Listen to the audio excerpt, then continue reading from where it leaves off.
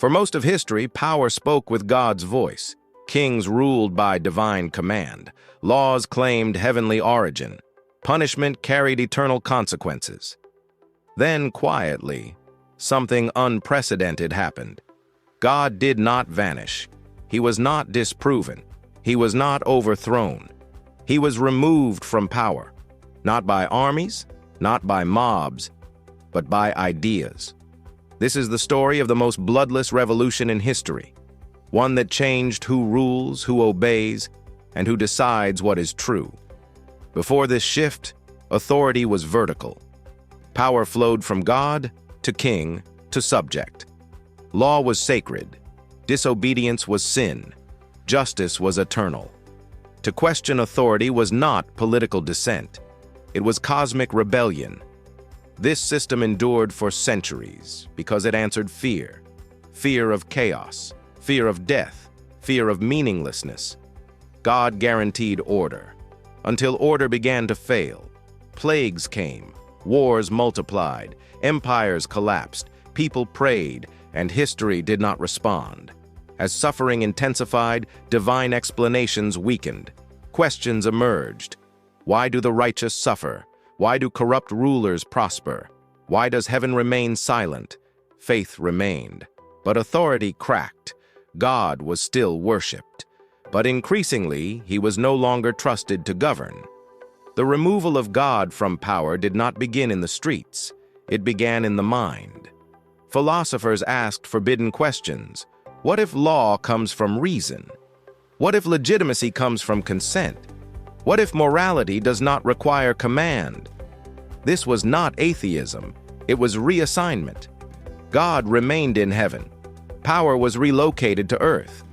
Gradually, institutions replaced divinity. Law became procedural. Authority became contractual.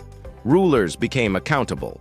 The state no longer said, God commands. It said, the system requires. This was revolutionary. Because systems can be revised, God cannot. Once God was removed from power, rulers became vulnerable. They could be criticized, removed, judged, executed. The crown lost its halo. Authority became temporary, not eternal. And for the first time in history, obedience was no longer sacred. God was not rejected because people stopped believing. He was removed because divine authority could not adapt. Sacred law could not evolve. Heavenly justification excused earthly cruelty. God was too absolute for a changing world, so power chose flexibility over eternity. This transformation brought freedom, but it also brought uncertainty. Without divine command, meaning became personal. Morality became debated. Authority became fragile. The old certainty was gone. In its place stood responsibility. God did not disappear from belief. He disappeared from governance. The most radical shift in history was not disbelief. It was relocation. Power moved from heaven to institutions, to laws, to people. And once authority became human, it could finally be challenged. They did not announce it. No council voted, no scripture was burned. But a silent trade took place. Certainty was exchanged for control. Before God was removed from power, authority claimed infallibility. If God ruled through kings, then error was impossible. Only obedience mattered. But history revealed a problem. When rulers failed, God absorbed the blame. Every famine questioned heaven. Every massacre stained divinity. Every unjust law was defended as God's will. And slowly, something dangerous became clear. If God governs directly, then God becomes accountable for human cruelty. This was the unspoken crisis. So power made a strategic decision, not to deny God, but to shield him. By removing God from governance, God was preserved from responsibility. A rare fact most never hear. The early architects of secular governance were not trying to destroy faith, they were trying to save it.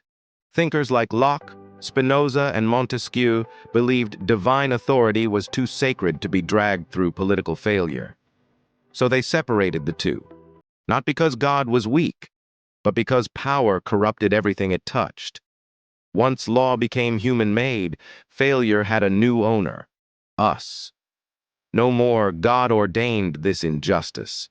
No more eternal excuses. Mistakes could be corrected, systems could be rewritten, leaders could be replaced.